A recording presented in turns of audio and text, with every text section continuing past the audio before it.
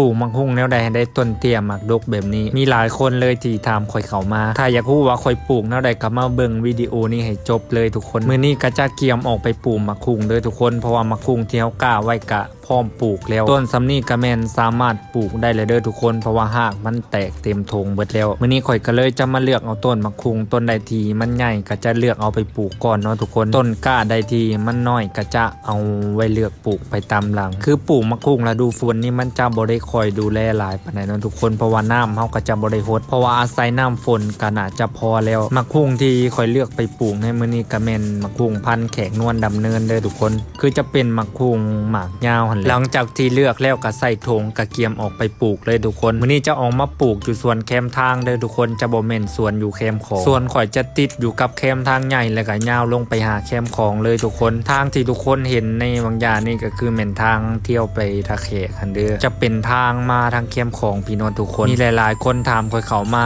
ว่าข่อยเป็นคนแขวงใดก็คือข่อยเป็นคนแขวงสวรรณเขตเด้อทุกคนบ้านข่อยจะใกล้ๆแล้วก็ติดกับแขวงคำม่วนเลยทางที่ทุกคนเห็นก็คือแม่นทางเที่ยวไปทะแขกดินที่ออกมาปลูกมะคุงในมือนี้มันเป็นดินทรายแบบนี้เลยทุกคนเป็นดินใหม่เลยบ่แน่ใจว่ามันจะงามหรือว่าแนวใดเนาะทุกคนเพราะว่าบ่เคยปลูกจักเทื่อต้นมะคุงที่ปลูกในตัวก่อนก็คือข่อยจะปลูกอยู่แคมของเด้อแต่บัดนี้ก็คือมาปลูกอยู่แคมทางพี่ดินมันก็จะเป็นดินทรายแล้วก็เป็นหินแห่แบบนี้เลยทุกคนคือเป็นดินแดงที่เขาเจ้าจกออกจากพ้นทางนะทุกคนและเขาเจ้า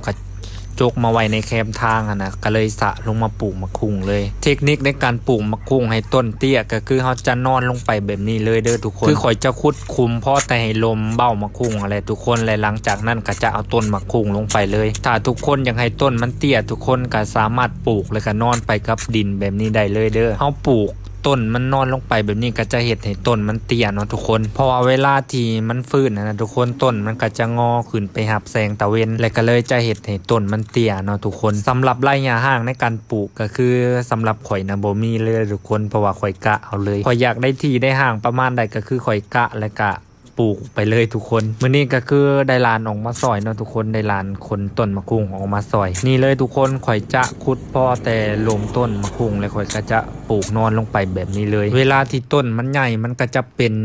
แบบทรงนอนแบบนี้เลยนะทุกคนก็เลยจะเฮ็ดให้หมากมันดกแล้วก็เฮ็ดให้ต้นมันเตี้ยแต่ถ้าเฮาปลูกแบบลำต้นตั้งซื่อไปก็คือจะเฮ็ดให้ต้นมะคุงนะสูงเนาะทุกคนและก็ต้นบ่ค่อยเตี้ยปานใดแต่ถ้าเฮาปลูกนอนลงไปแบบนี้ก็จะเฮ็ดให้มะคุงนะเตี้ยแน่นอนเลยนอกจากเฮ็ดให้ต้นมะคุงเตี้ยแล้วก็จะเฮ็ดให้ต้นมะคุงนั้นดกนำเด้อทุกคนเพราะว่าต้นมันเอ็ดๆนะต้นมะคุงมันจะยันมันตายแล้วก็มันจะออกมากเด้อทุกคนตัวนี้มันค่อยได้ยินเขาจะเว้ามาเด้อทุกคนบ่ว่ามันเป็นความจริงบ่เห็นบ่ทุกคนหลังจากที่เฮาปลูกผ่านไปมื้อนึงต้นมันก็จะเริ่มงอแล้วถ้าปลูกแบบนี้ครับห้องว่าต้นเตี้ยมักดกแน่นอนทุกคน